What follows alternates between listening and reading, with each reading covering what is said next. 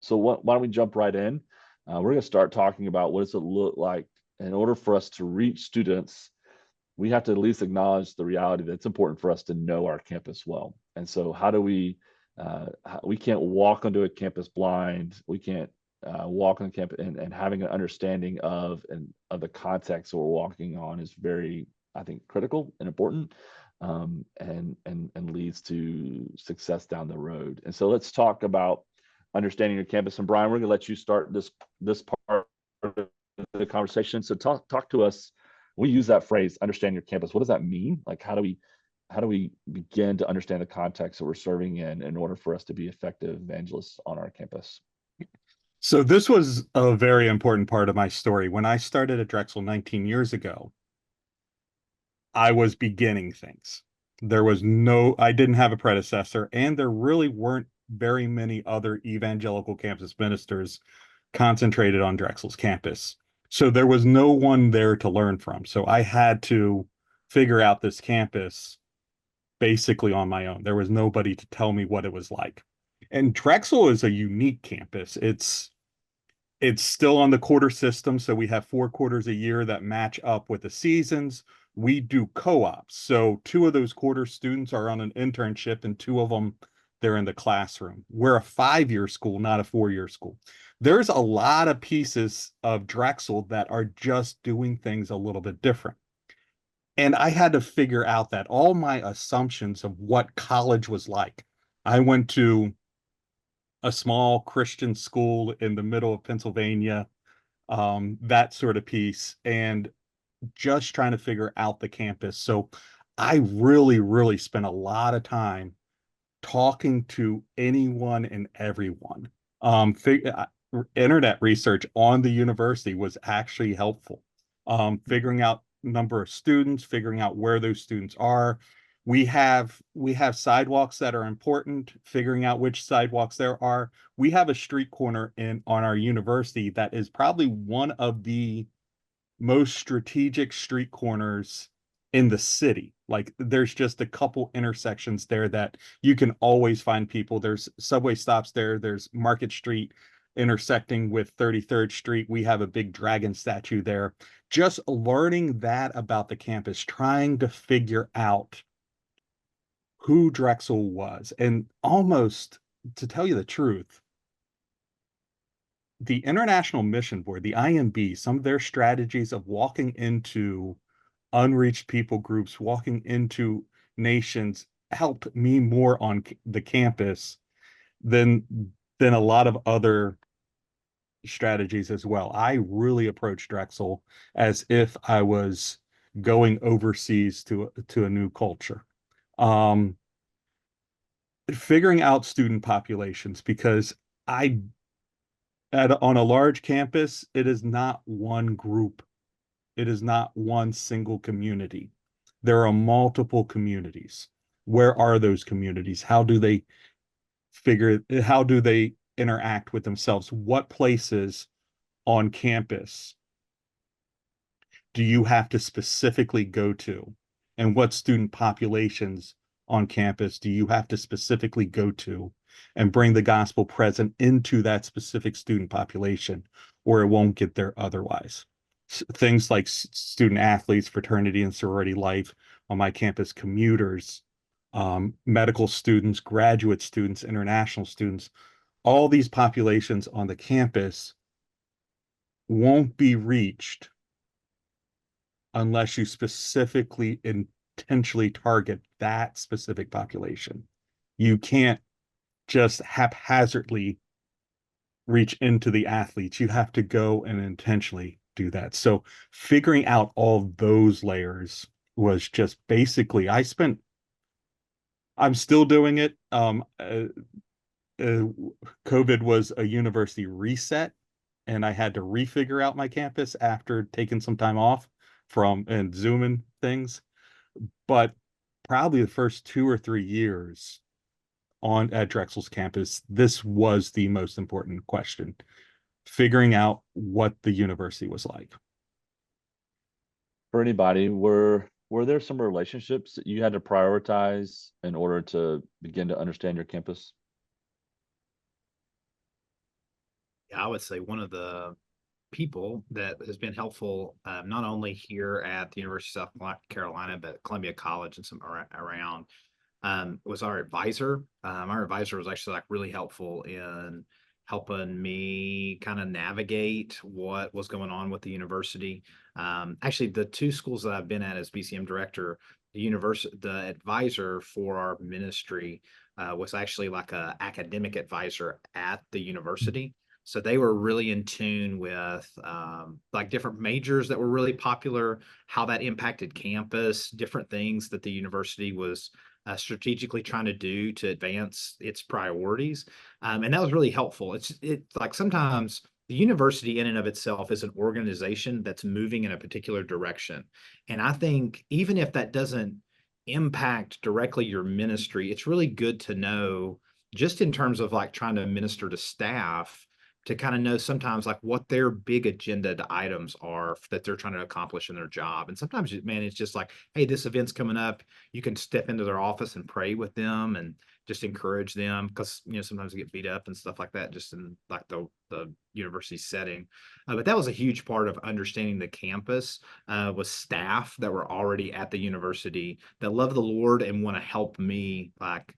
And this is kind of back to what Brian was saying about like sometimes with the IMB and how they utilize and go into cross-cultural settings.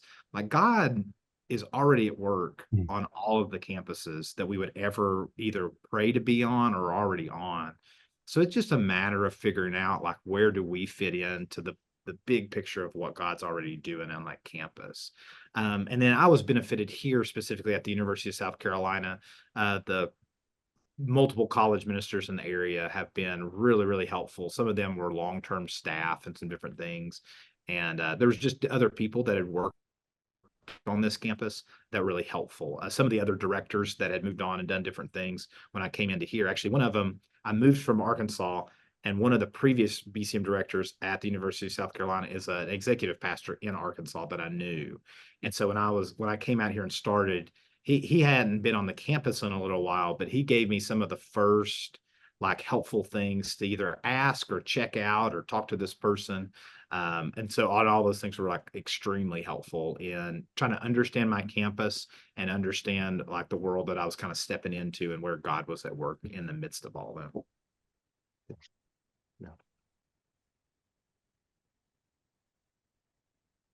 Yeah.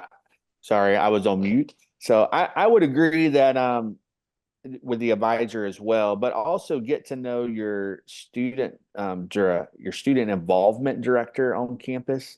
They're always a great resource. I know that at times on most campuses, especially here, and there's going to be a lot of others where it seems like a revolving door of student involvement guys. And so you constantly have to maintain good relationships with them because they are kind of the gateway for clubs and organizations. But I'm going to steal something that Arliss says all the time. You got to prayer walk your campus. You got to walk your campus. You've got to meet people where people are and not just expect people just to come to your large group or even just an event that you're doing. They got to see that you care for them. And one of the ways is just by walking the campus, talking to students, and just hearing where they are. And then also that allows you to see, okay, these are the hot spots at this time of the day. If you walk the campus and nobody's where you're walking, well, that tells you something, but you can also pray for that section of your campus. And so it's kind of a twofold. You're praying that you have opportunities to meet and to share, as well as finding, okay, these are where the students are hanging out at this time of the day. So I heard a campus minister one time to the student activities office. He was trying to find those gatekeepers into the campus, right? And for his campus, it was a smaller, I think it might have been a community college campus that was the gatekeepers to getting his ministry kind of on the campus was the student activities office. And so for I don't know how long he did this, but almost once a week he walked in with a box of donuts for that office, and he was kind of bribing his way in some ways, but like it was really just more relationship building he was building with that office. And I think if the campus can see our BCMs as advocates for the students on that campus, that goes a long way. And and I think that really helped him over time. He began to kind of be able to have a lot of access to the campus, and therefore was kind of beginning to understand his campus better. So what are some other, oh, go ahead. Real quick with that. I haven't been on a ton of campuses, but like I've been on a few and had to like even navigate like how to engage initially and kind of work that through. If you go in with a mindset of serving people, it just gets you a long way. Like, and you don't always know what that means or what that looks like.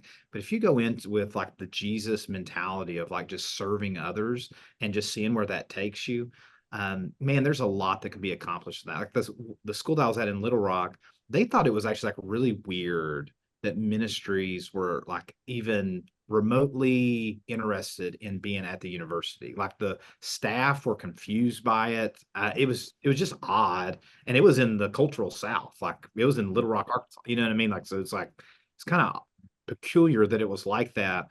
Where here at South Carolina, ministries, religious life as a part of the whole of what they're trying to accomplish with students here is a big part of it. And so every campus is different, but even navigating those type of things, if you go in with a mindset of just serving people and figuring out how you can serve them best, it really does go a long way towards helping you figure out what it means to be on that campus. Yeah, Adam, you speak almost to when you're looking at the differences between smaller and larger campuses, right? Your smaller campuses, they don't often know what to do with either full-time or even somebody who's devoted to that particular campus. And Brian, maybe you can speak to that too a little bit with Drexel, but so you have to kind of come in and almost educate them and create a level of trust that they can look at you and say you have the best interest for the university at hand. And sometimes you can even say, hey, like this is what I've been called to, this is my job, which is to create engagement with students, which will only benefit the university. And when they see that, that creates some trust that opens some doors for you in order to kind of have access to more students. But at a school like South Carolina, it's a different dynamic. Like they look at you, and if you don't have your stuff together, they just kind of dismiss you altogether. Like it's because you've got to be able to show some capacity and some competency in what you do there as well. But and you can't walk into. I've been on some campuses. I've heard of some other campus ministers who can almost walk into the president's office and just talk to him. But at these larger schools, that'll never happen, right? And so, yeah. Ben, on that note, our president at University of North Georgia is all for campus ministries. So much so in August, he's called a breakfast meeting with a bunch of us to get together. He is for us. It hadn't always been like that, but you hit the idea of we're there on campus to serve not only students, but faculty and staff. And so I would encourage everybody to understand your campus is to try to set up a meeting with the president. And just say, hey, I'm here to serve. Like Adam was saying, I want you to know that I'm here not only just for students, but I'm here for you if you ever need me. Here's my contact information. And so I followed a guy that was at North Georgia for 40 years. For a long time. And so, but every year he made it a point to go by the president's office and remind and just to check in to see how they were doing, because it went a long way. And oftentimes, we were the first call if something happened on campus because they remembered that BCM cares for students and cares for faculty and staff. If you really want to understand your campus, make yourself available and to meet some of the higher up the administrations from the small campus to the large campus. It can be done. It may be harder on the larger campus, but I would definitely encourage to try to meet, because that will also help you to know, okay, here's where the president is trying to go. And so before I met with the president, it was the associate VP, and he pulled us all into a room and says, "You guys are vital to what we want for student retention. Yeah. How can we help you?" And so, I mean, they get us, and so you gotta utilize all resources and know that we're there for faculty and staff as well, and have that mentality as well. So we've quickly moved to relationships that we should be building on our campus, which is critical. But I don't want to. I want to circle back real quick before we move on to our next topic. Brian introduced the idea of there are some things you can do with, not including relationships to build, but just walking on campuses and making observations about student habits, student patterns, high traffic areas. I want to give you guys an opportunity to speak to that real quick before we move on, and I'm going to wrap up some things that you guys have said as the way to kind of close this topic. But before we do that, I want to give you guys an opportunity to circle back to, you're walking on the campus the first time, the second time, you haven't even gotten to the place of relationships building. You can't drop the donuts off at the student activities office yet just because you can't. So what are some real good ways to make observations on your campus about where do I start and where do I go in order to begin to develop this evangelism strategy? Yeah. I mean, prayer walking, and my boss, the kind of the state director guy, says presence. You Yeah. can't learn about the campus if you're not there. Actually, just getting on campus, paying attention, figuring out those questions that work with administration. What do students need? Work with students as well. Actually asking students, maybe if you can, if it's appropriate. In the Northeast, it's a little awkward. We don't talk to strangers very often. But asking questions, what do you think students need on this campus? And even asking the question, how could churches or ministries provide for some of those needs? But walk around, find spaces, spend time paying attention. And one of the benefits I had is I assumed I knew nothing. And I just tried to figure it out. You know, Definitely get a campus map. Make sure Yeah. you can get to every place on campus. Try to figure out each of the buildings. What does each of the buildings do? What is the primary thing? A lot of our campuses these days, like, at least in Philly, I don't know how it is in other places, but have public spaces. Like, we'll have mixed use buildings where there'll be a Starbucks or a restaurant or a food court that's open to the public in those areas. Those places you can get to even if you don't necessarily, aren't quite yet a completely known entity on the campus. So figuring out where those hubs are, where are the places where the community and the campus overlap, where it's perfectly normal um, for community members to be in connection with campus folks as well. Know if you're a residential campus, know the names of every single dorm. Just know where the dorms are, where where residential housing are, and know how students get from where they live to where they go to class to where they spend time after class. Yeah, but that all revolves around presence and prayer. I would agree. Yeah. So, I mean, when I map my campus and I kind of do it in like circles, is the heart of the campus usually is the student center. And then from there, I try to map out like, okay, where's the student center at? Where do classes happen at? Where do students live at? Where do they park at? Where do they study? And then where are like common spaces like food places and stuff that they go to? And I kind of work it out like that. But most campuses, the center of campus is the student center. I don't actually know a campus that's not like that. Even like the community colleges that don't have really strong student life and stuff like that, and have like buildings spread out real far because they have other type of tech interest. the student center is usually like a core part of it. And usually eating is involved in that too. Like there's a food court in it and stuff like that. Right. Yeah, I definitely would say get a campus map and write all over that thing. And that's one way of understanding your campus is like what Brian was saying. Figure out what is in each of your buildings. And don't be afraid to ask questions. Hey, if you can't get in, ask somebody, hey, what happens in this building? Is this a dorm? Is this classroom? Is this faculty offices? Is it the registrar? I mean, what's in this building? But start with a campus map and prayer wall and just go into places. So That's great. All right, so I have some notes. I'm going to run through these real quick just to kind of wrap up this time, and then we're going to move on to contacts and tracking students and such. So a couple things I heard you guys say was, practically, being on campus, you want to make observations about where students are, the high traffic areas and the circles you talked about, Adam, where students are in the student center, where they study, where they eat.